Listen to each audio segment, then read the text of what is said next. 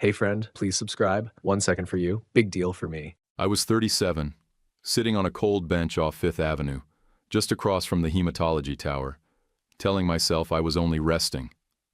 I wasn't. I was watching that hospital entrance like something might walk out and change everything. Central Park in late October had that washed-out light that makes everything look thinner than it is.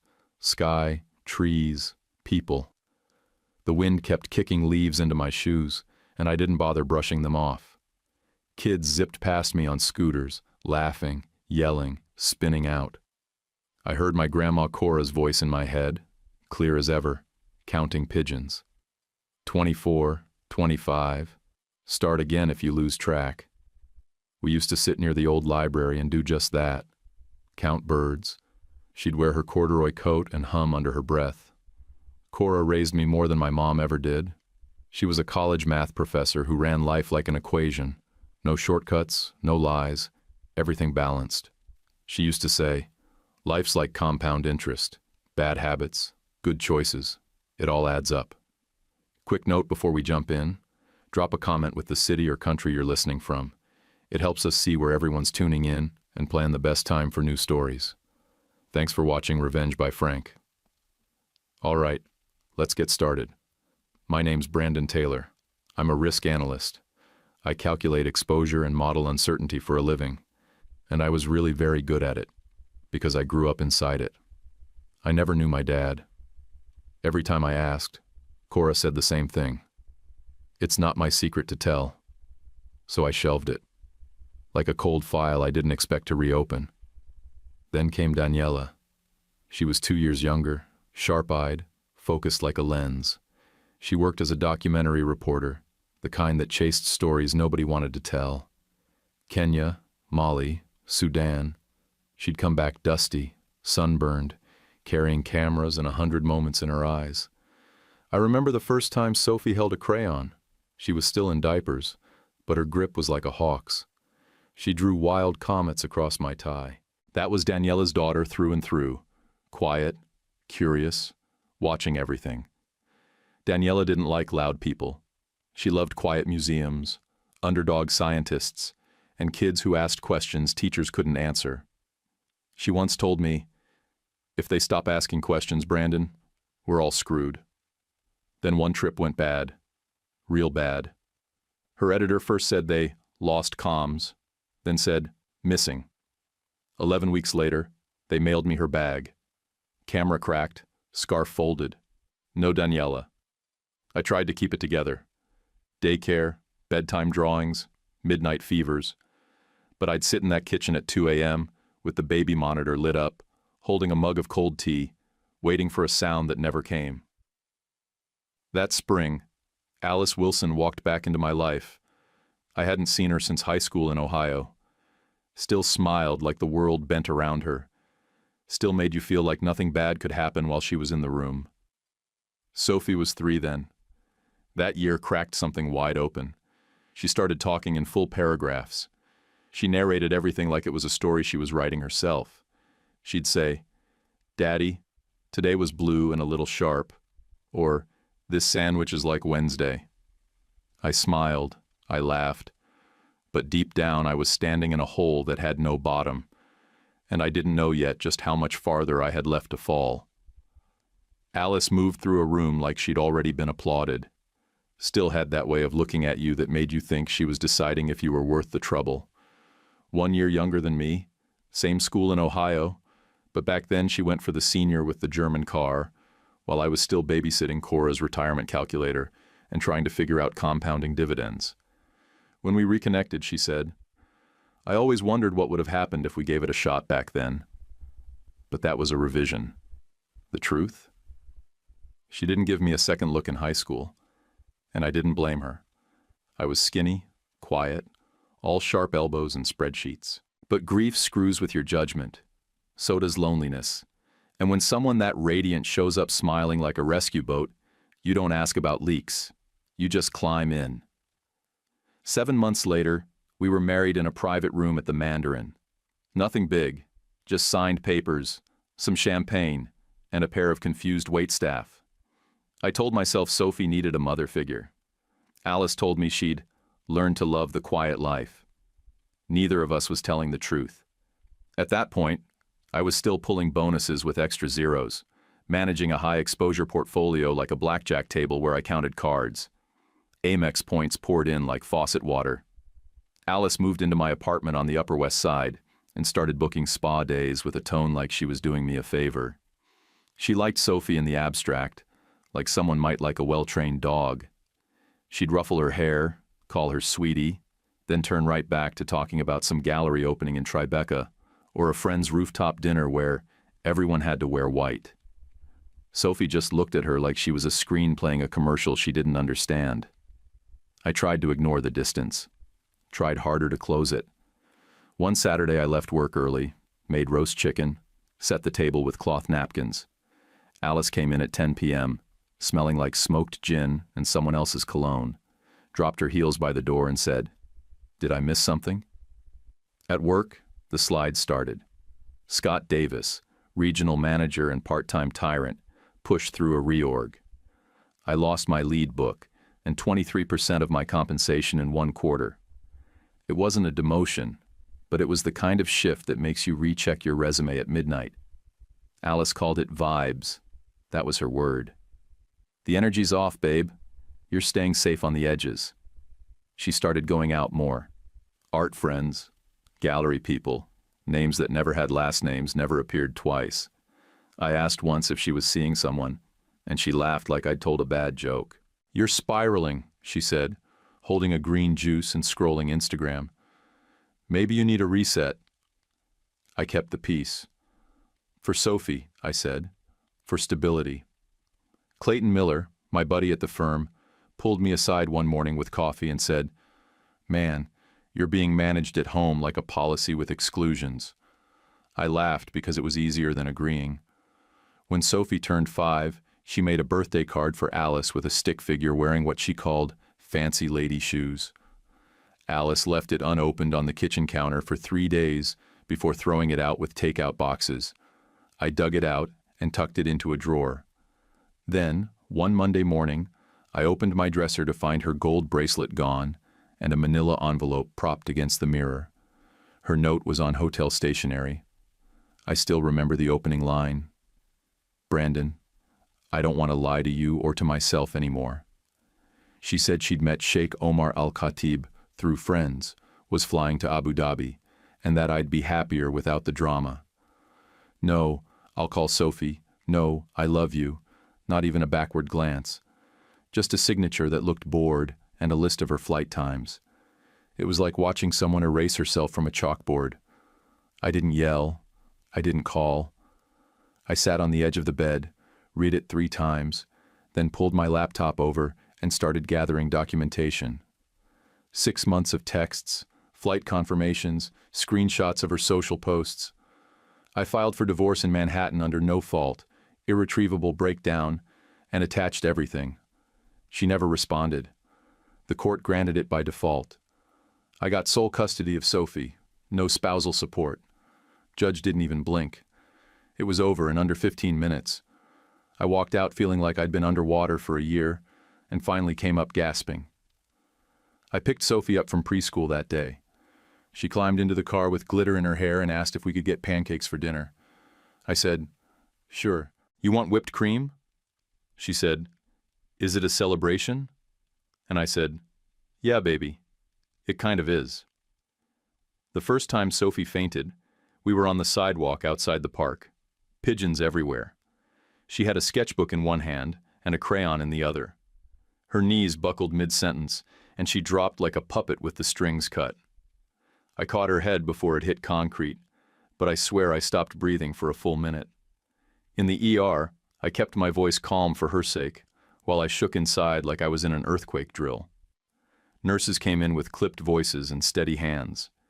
They took blood, did scans, then parked us in a cold room with chairs made of plastic that felt like punishment.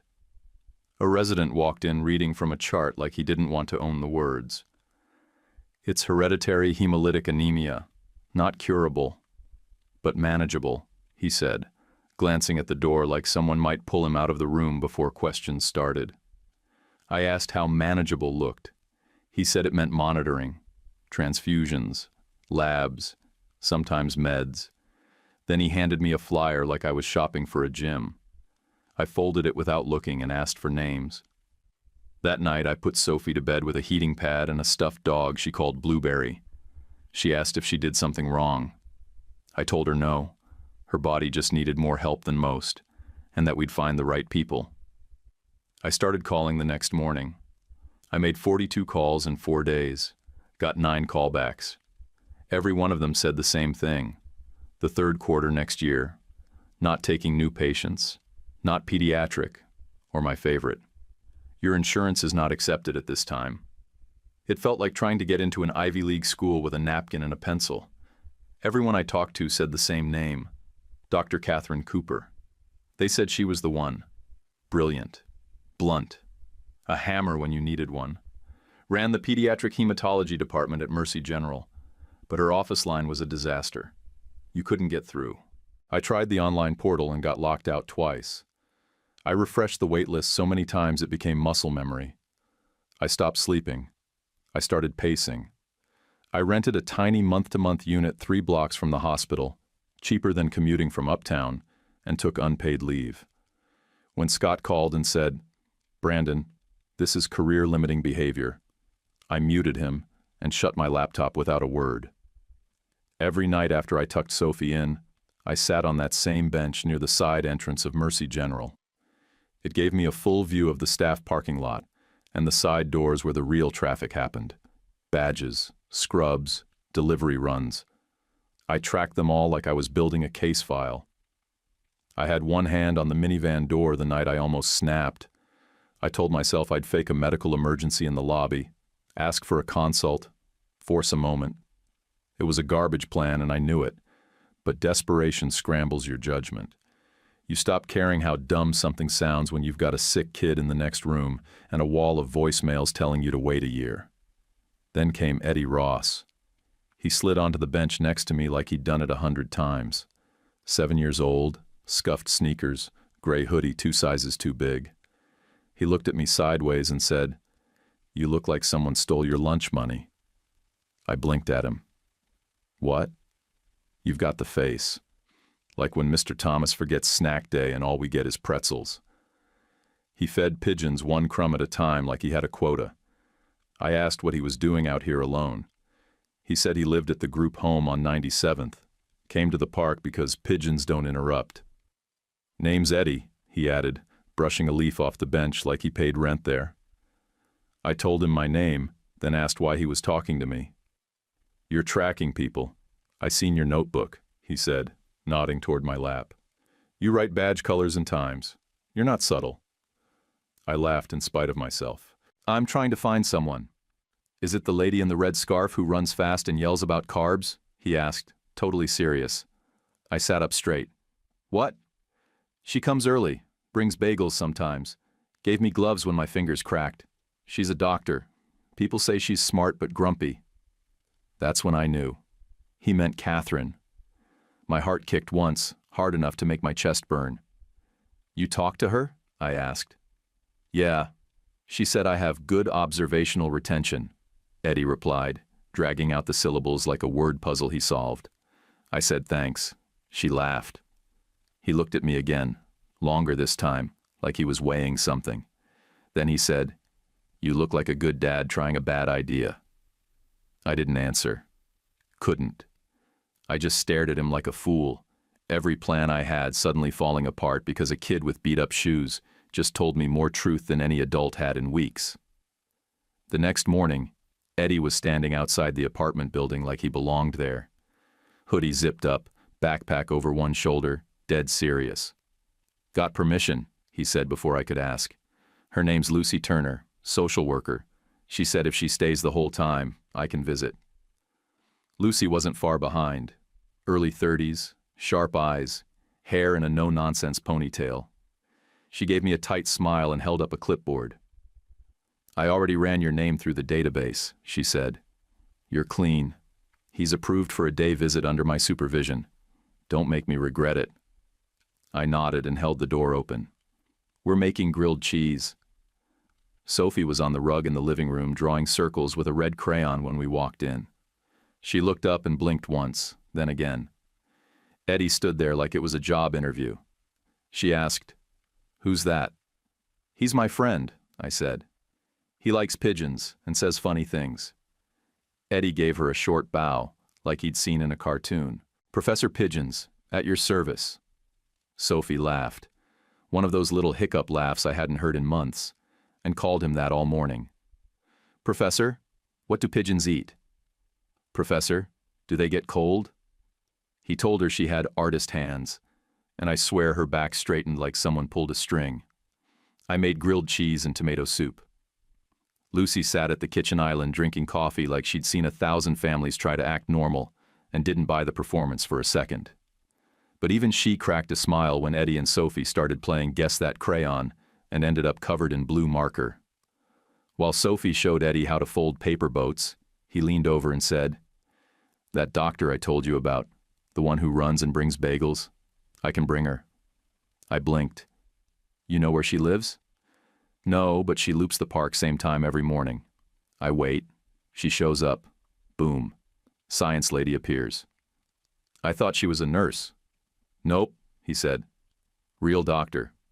Jacket says, Chief something something. You'll see." 2 days later, there was a knock on the door. Eddie was on the other side, smug as ever. Next to him stood Dr. Catherine Cooper, running jacket zipped halfway, hospital ID clipped to the hem, hair pulled back in a ponytail that didn't try to be perfect. She stuck out her hand like this was a business meeting. "Catherine Cooper, Eddie tells me you've been on a personal stakeout." I just stared. "I didn't think you'd come." "I told him I would," she said. "He's more reliable than your patient portal." They stepped inside. Sophie peeked around the corner, saw the badge, and froze like she expected needles. Catherine crouched down and held up her hands like she was about to catch a butterfly. "Hi, Sophie. I'm just here to ask a few questions. You get to be the boss." Sophie looked at me. I nodded. She stepped closer, crayon still in one hand. Catherine didn't pull out a chart. She didn't talk over anyone. She sat cross-legged on the floor, picked up a blue crayon, and asked, "Do you like drawing or does it help you think?" Sophie answered softly. Then they were off, talking about shapes, energy, why her bones felt tired sometimes. Catherine asked medical questions buried in kid language. "Do you ever feel floaty? Does your heart race when you color fast?" I stood in the kitchen pretending to drink coffee, watching them laugh. It was the first time since the diagnosis I didn't feel like I was waiting for something terrible to drop. When Sophie stepped away to show Eddie her room, I followed Catherine into the hallway. I tried the portal. I called. I begged, I said. I didn't know how to get through. She rolled her eyes like she'd been through it 100 times. "That portal's a dinosaur. I've complained, they say they're fixing it. Meanwhile, kids wait. It's garbage." Then she pulled out her phone, texted someone, and said, "You've got an appointment this Friday at 10. Bring her fasting. I'll be ready." I nearly lost it, could barely swallow. I reached for the wall like the air got heavy. "You okay?" she asked. "No," I said, "but I will be." In 12 days, Catherine built a protocol from scratch. Sophie got a schedule, folate supplements, transfusions every few weeks, iron levels tracked weekly. There was a specific medication, pricey, not covered, but Catherine got it comped through a hospital fund. I asked how. She said, "You don't ask. You just make the right noise until they want you to shut up." She didn't stop there. She pushed the hospital board to approve a new intake page for pediatric chronic cases, something with real callback times, scholarship forms, fewer needless hurdles. Said she was tired of sick kids disappearing into voicemail limbo. I asked her why she cared so much. She shrugged. I was the sick kid. I remember how it feels to be told to wait when waiting isn't an option. One night after Sophie's labs came back stable, I caught her humming while she updated Sophie's chart. Eddie was asleep on the couch with a comic book on his face. Sophie was in her room coloring a picture of a doctor with a red scarf. Catherine looked up and said, You can exhale now, Brandon. We've got her. I did. Right there, leaning against the counter, I exhaled for the first time in what felt like a year. The next morning, I walked into the office just long enough to get told I wasn't doing enough. Scott called me into his glass box at exactly 7:40 a.m., like he'd been waiting all night for me to show. He didn't look up. Your responsiveness is down, Brandon. Clients are noticing. I dropped my bag in the chair. I'm still hitting deliverables. My models are clean. Just not answering emails at 10 p.m. anymore. He set down his tablet like he wanted drama.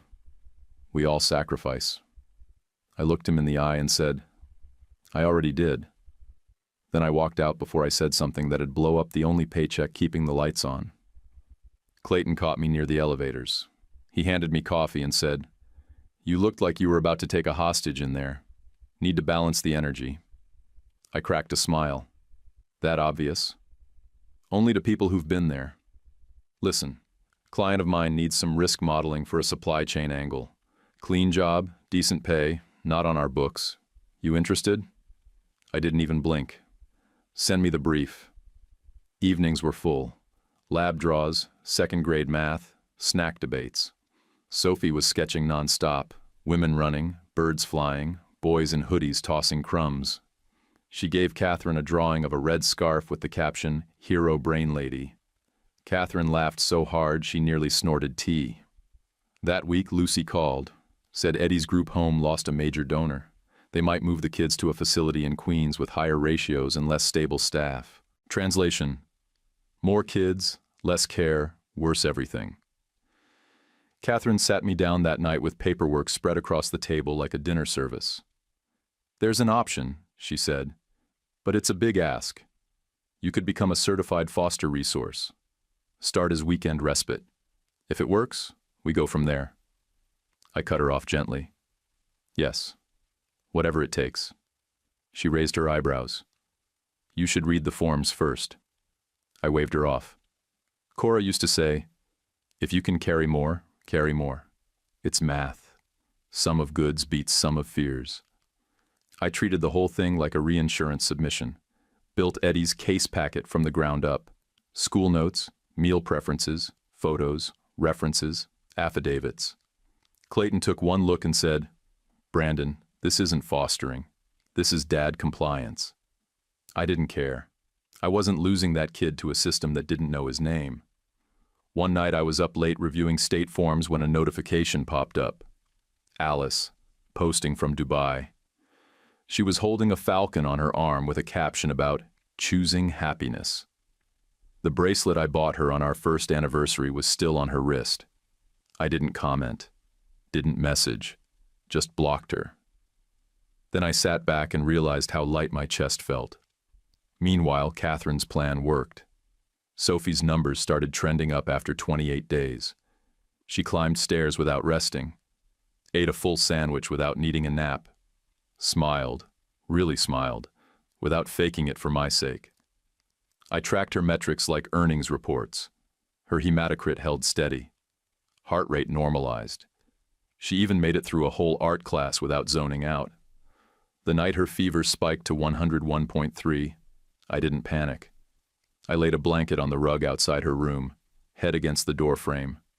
I listened to her breathing, counting each inhale like an actuarial table.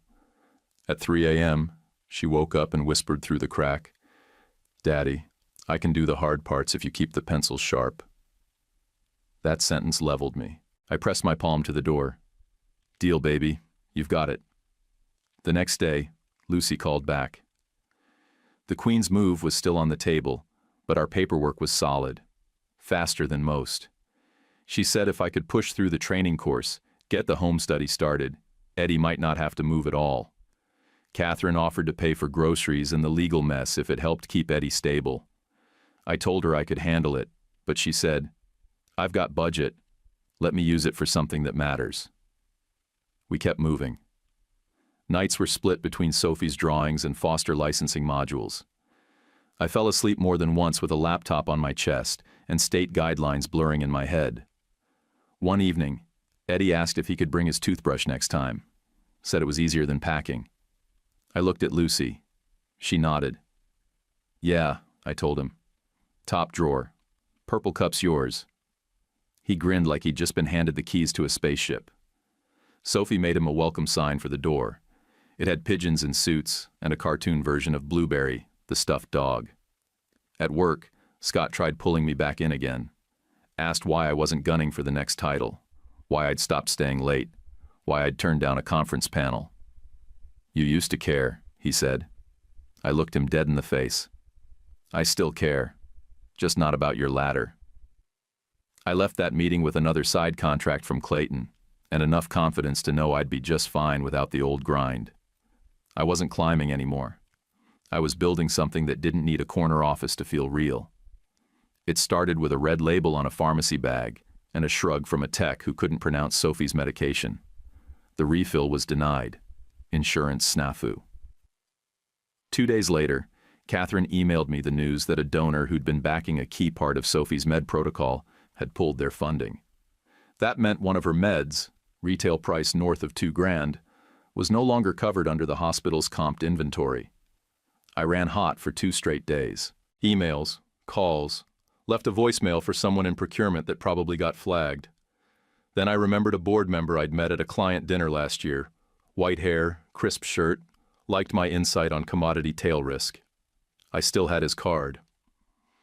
Around 2:11 a.m., I sat down with my laptop and drafted a note that walked the line between pressure and threat. I didn't use the word liability, but I made absolutely sure it was implied.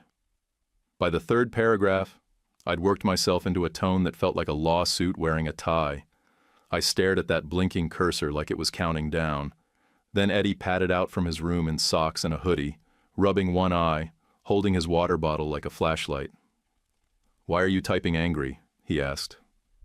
I didn't answer at first, just minimized the screen and sighed. He walked closer and said, "If you scare them, they'll be scared of us." I looked at him. 7 years old, honest as a mirror.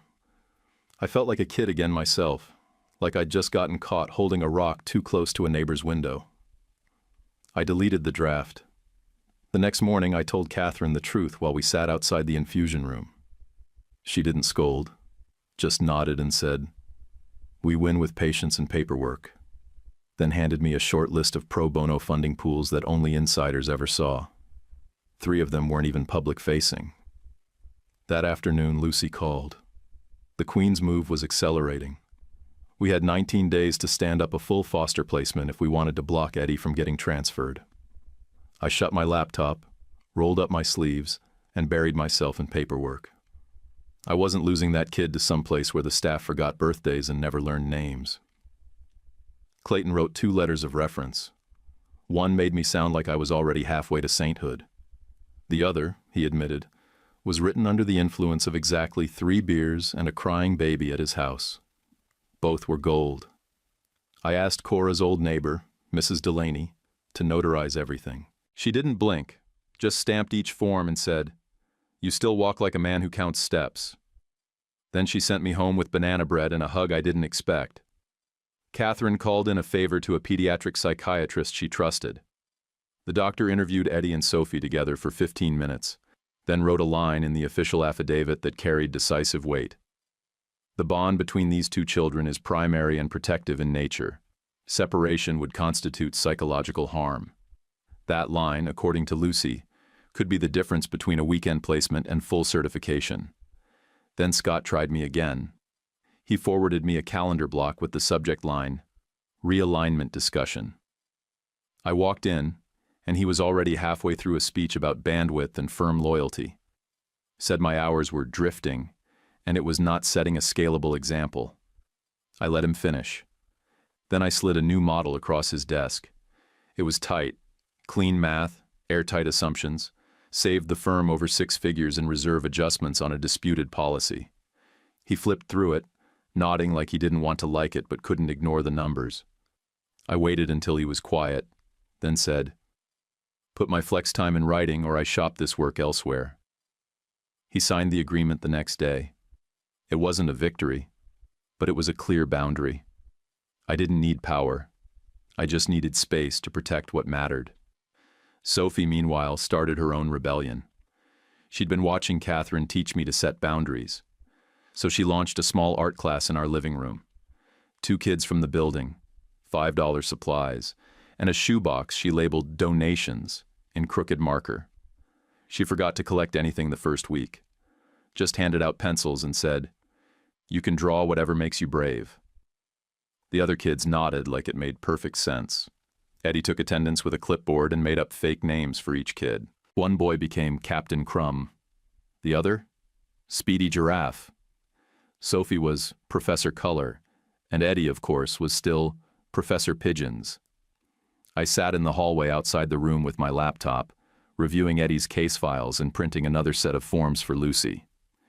Catherine leaned against the opposite wall, sipping tea, reading Sophie's newest sketch. "She drew me with a cape," she said. I looked over.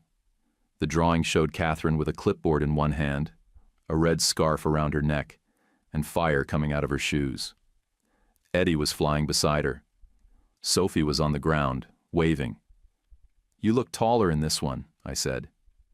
"She's generous," Catherine replied, tucking the paper into her bag. I smiled and turned back to the laptop. 2 more forms to go, a background check to upload, and a school letter to finalize. We were close. I was making coffee at 5:28 in the morning when the email came through. Subject line: Uncovered file, Daniela Taylor, March archive. It was from a producer on her old team, someone I didn't recognize. They were shutting down a media server, and in the mess of old backup data, someone found a scheduled video Daniela had left behind. Time-stamped 11 days before she vanished. The file was only 8 minutes long. I clicked it without thinking. She was in a white shirt, dusty around the collar, sitting in front of a sun-faded canvas tent. Her hair was tied back, no makeup, no script, just her voice. "If you're seeing this," she said, "then something went wrong." I froze, mug still in my hand, the smell of burnt coffee curling around me like smoke. She talked about mineral rights and child labor in Western Mali, mines no one wanted filmed, kids too young to lie well. She said someone had followed her last time, that she was going again, just once more, to get the proof she needed. Then she said, "If I don't come home, find people who fight for children. That's the only thing that doesn't feel like a lie." I sat down on the floor and didn't move. Didn't even cry right away. Just watched the screen freeze on her face like it was still buffering. Then the tears came, hard and stupid. I let them. After it passed, I got up, wiped my eyes on the sleeve of an old hoodie, and packed Sophie's lunch: turkey sandwich, grapes, a juice box. Like it was any other Tuesday. Catherine came by later that morning. She found me sitting on the stoop with the video still open on my phone, screen dark, battery at 4%. "You okay?" she asked. I didn't answer right away. I handed her the phone instead. She watched half of it. Didn't say a word. Just put her hand on my shoulder and left it there until the silence felt steady again. Later that day, Eddie asked if Daniela was brave. "Yeah," I told him. "She was." He nodded like I'd confirmed a math problem and said, "Then we have to be brave too." Like it was the fine print on a cereal box. That night I printed her words and stuck them in my wallet, behind my insurance card. It felt like carrying a mission. The next day, I opened my inbox to a new message from Alice's lawyer in Dubai. Subject line: Reputational inquiry, visitation proposal. She'd apparently found a new kind of visibility and wanted a reputationally sensitive visitation plan to soften her public image. I laughed so loud in the hallway Sophie came out and asked if cartoons had started early. We didn't ignore it. We filed to modify the original custody agreement. I worked with my attorney to draft a no visitation clause unless Alice completed a full therapy program and passed a forensic evaluation proving she wouldn't destabilize Sophie. No room for guessing. No door left half open. Lucy agreed to testify. She reminded me of the time Alice showed up at our building 3 months back, clearly drunk, asking if Sophie could make a cute little video for some charity gala she was throwing in Dubai. She called it good optics for the Western donors, Lucy said. Didn't even ask how Sophie was doing. Just said she looked healthy and that was enough. Catherine wasn't subtle either. She pulled up Sophie's lab records from the week Alice sent her last barrage of texts. Long, chaotic messages asking to talk, then blaming me, then claiming spiritual awakening. The stress spike in Sophie's numbers was clean, right there in the chart. Hemoglobin down, heart rate up. Not dramatic, Catherine told the attorney. Just undeniable. Eddie watched me print court documents one night and asked what they were for. It's so Sophie doesn't get scared again, I told him. Is it about the lady with the bracelets? Yeah, that lady. He looked serious. You should make her take a drawing class. She doesn't get feelings. Catherine heard that from the next room and laughed so hard she dropped her tea. That weekend, I found Sophie taping a note inside her bedroom door. It read, "This is a peace zone. No stress, no yelling, only naps and pictures." I stared at it longer than I should have. Then I made a second copy and stuck it on the fridge. One night I opened the wallet and read Daniela's words again. Find people who fight for children. It made me pause in the middle of a grocery list and close my laptop. Because that was it. That was the map. I wasn't here to look strong or be perfect. I was here to fight for them. In paperwork, in courtrooms, in phone calls and meal plans and art class sign-up sheets. Every errand started to feel like it mattered again. Because it wasn't just survival anymore. It was proof. 18 months had passed since Alice took off with a hotel envelope and a new last name. By the time we landed back in court, the case file was heavier with dust than new material. But we showed up ready. Family court on a humid Tuesday in Manhattan smells like burnt coffee, stressed out paperwork, and floor cleaner that gave up trying to win. We waited 2 hours for a 5-minute hearing. The benches were narrow, the air stale, and Sophie had colored half a notebook by the time they called our name. Alice walked in late, of course, wearing a pale beige dress that looked more boardroom than courtroom. She had a handler, some PR-looking guy with teeth too white for real life, and she called me Bren, like we were catching up over brunch. I didn't respond. My lawyer slid her the printed copy of her own abandonment note, the one written on hotel stationery from Dubai, and screenshots of her messages after Sophie got sick. One said, "Pretend we never met. It's easier." Lucy testified like a steel beam, calm, straight, unshakable. She laid out Alice's brief, sloppy attempt at contact and her request to use Sophie in a public-facing project that had nothing to do with parenting. Then Catherine took the stand. She kept her tone clinical but steady, confirming that Sophie's health had stabilized only after prolonged distance from her stepmother. I kept it simple.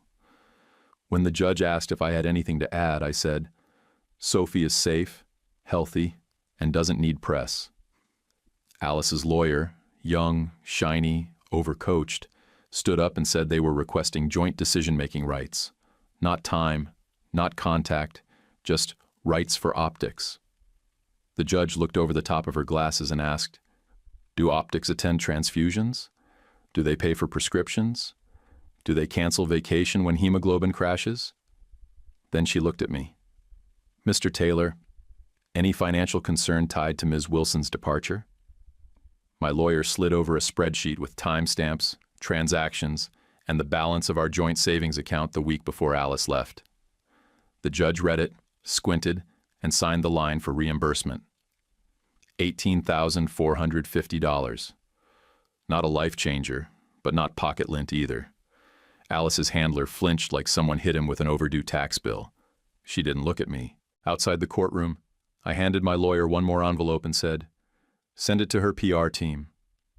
It was the full ruling, along with her original goodbye note. No threats, no summary, just the documents. They'd recently emailed asking if Sophie could be featured in a resilience-themed human interest piece. I figured they'd want all the facts. Clayton called it petty. I called it record-keeping. Either way, it was a quiet but final end. Sophie was waiting outside with Eddie, a book under one arm and 2 bottles of juice under the other. She looked up at me and asked, Is that lady going to bother us again? Not if I can help it, I told her, and I meant it. Eddie declared we needed ice cream, non-negotiable. This is what winning boring looks like, he said, digging into a waffle cone with rainbow sprinkles. We sat on the curb with the city buzzing around us like we weren't even part of it. Catherine joined us halfway through her shift, still in scrubs, hair tied back. Sophie handed her the last bite of her cone without a word. Just passed it to her like an offering. Catherine looked at me and said, I take it we're done with that chapter? Yeah, I said. Finally. Sophie pulled a crayon from her pocket and started sketching a little box with a big X through it. What's that? I asked. A box of stress, she said. I'm throwing it out. By the end of that summer, Eddie's placement was official.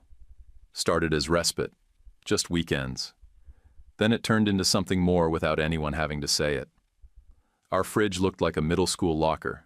Drawings, magnets, calendar reminders. A crooked note from Sophie that read, No sadness past this shelf. Catherine and I slipped into a rhythm so fast it felt like we'd been doing it for years. Morning park loops at 6:15 sharp. Clinic updates over leftovers at lunch. Homework triage at night.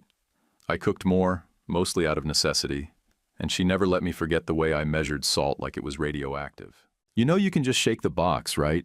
She'd say, grinning while she stirred soup. I like consistency, I'd answer every time, just to watch her roll her eyes. Sophie's labs leveled out. No more red flags, no more late-night spikes. She started 4th grade on time with a laminated note in her backpack, listing her meds and a fresh set of colored pencils packed so tight she needed 2 rubber bands to hold them. She taped a photo of Blueberry to the inside flap and told me it was her emotional backup unit. Eddie started walking her to school when Catherine had early rounds. They didn't hold hands, but they didn't need to. They moved like satellites, same orbit, different stride. I kept thinking about cutting ties with the firm completely. I'm not a startup guy, but I built a small LLC out of an old tax folder and a free logo builder. 3 clients, steady income. None of them cared what hours I worked as long as the models were right. I worked from the kitchen, from the clinic lobby, from the car outside Sophie's art class. No suits, no sales calls, no pretenses. Scott tried one more move. Classic power play.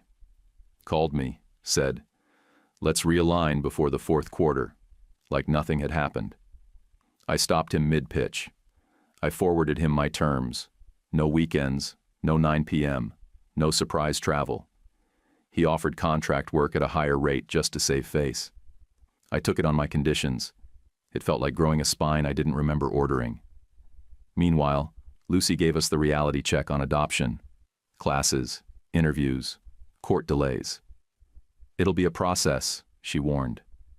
We didn't flinch.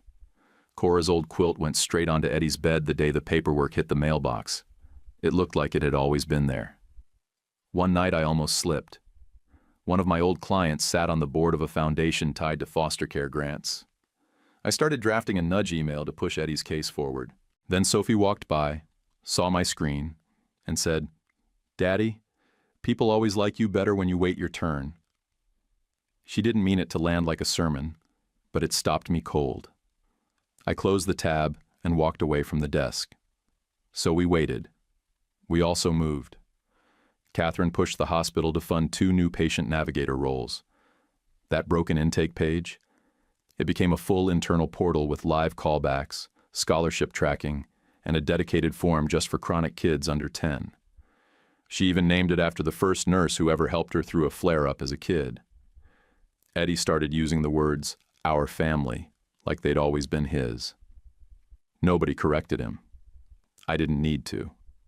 It was already true. Sophie taught him how to make grilled cheese without burning it. He taught her how to play chess with jelly beans. They shared markers and secrets, and the last banana without ever being asked. Sometimes I'd hear them arguing in the hall, and then bursting into laughter 2 seconds later like no one remembered what the fight was about. At night, after the dishes were done and backpacks were packed, I'd sit on the couch and watch Daniela's video again. Not always the full thing, Sometimes just the first half, just enough to hear her say the words. If I don't come home, find people who fight for children. Some nights I turned it off early and didn't feel guilty, because maybe the fight was still happening. Maybe we were already in it. It was April again, and I was back on the same bench off Fifth, just across from the hematology tower. The trees looked greener than I remembered. Maybe they always did, and I was just too burned out to see it back then. I didn't check the hospital doors anymore. Didn't need to. Sophie's numbers had held steady for over a year. She was 9 now, standing a few feet away in a paint-splattered Yankees cap, hands on her hips, bossing Eddie about which shade of blue belonged in the sky. "That's not sky blue," she said, pointing at the marker. "That's pool blue. Use real sky, the one that looks a little tired." Eddie, now 11 and shooting up fast, held up another one. "This one? That's real sky," she said. "Good job, intern." Eddie rolled his eyes but smiled. His adoption hearing was in 6 weeks. He kept asking what tie I'd wear. I told him he could pick it, and now I owned a clip-on with tiny pigeons across it. Of course I did. Catherine jogged up just as they were finishing the outline, red-faced from her loop, ponytail bouncing, red scarf around her neck like always. She waved to the vendor at the corner, handed me a hot coffee without asking how I take it, and kissed my cheek like it was the most normal thing in the world. "Did they draw the bench again?" she asked, sipping her tea. "They draw it every time," I said. "It's their version of a family photo." Her clinic had grown.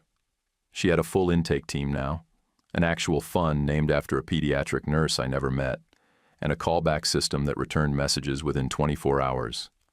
Families didn't wait seasons anymore, just days, sometimes hours. Clayton told me last week that I looked less haunted on Zoom. Said my face didn't look like a tax audit in progress. I told him that was the nicest thing he'd ever said to me. I was still running my own shop. 3 clients, clean books, no heroics. I worked from a second-hand desk wedged between Eddie's sketch pile and Sophie's math sheets. It was simple. It was mine. Lucy had emailed us a photo the day before. Big red adopted stamp across a court form with a smiling kid and tired foster dad. She said she kept those on a pinboard in her office. "Some days the system eats you," she wrote. "Other days it spits out something good." Alice had sent one email last year, 3 lines, no punctuation, a vague apology, and a link to a glossy magazine piece about healing through movement or some polished caption along those lines. I forwarded it to my attorney and went back to packing lunches. Daniela's video still lived on a thumb drive in my top drawer. I didn't watch it often, but when Sophie asked about her mom, I told her the parts I knew were true and the parts I believed were brave. That was enough for her. Cora's old math book sat on our bookshelf like an anchor. When homework got hard, Sophie would tap the cover like it was a secret button and say, "Grandma Cora, help a girl out," before breaking into a grin. I was still me. Plain, careful, not built for speeches. But I said no faster now. I drew sharper lines, and I protected the right things. If you're wondering about revenge, it didn't come with fire or applause. It came with documents filed on time, passwords memorized, doors closed gently but firmly. It came with a family that showed up, every single day. Sophie and Eddie held up their latest drawing.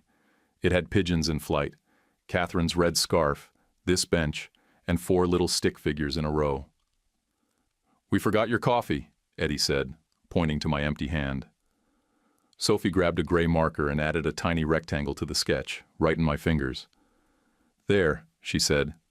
"Now it's perfect." I looked at them, the lines they drew, the space we'd built. "It is," I said, and I meant it. "Before you head out, let me throw something at you. When life cornered you the way it cornered Brandon, did you walk away? Or did you fight for the people who mattered? If you've got hype, tap it to help this story reach more folks who might need it. And don't forget to subscribe and hit like. It's a small click that means a lot. Drop a comment too, even a simple "good story," or tell me what part hit closest to home. Love you guys. YouTube picked this for you. Tap it. Let's see if they guessed right.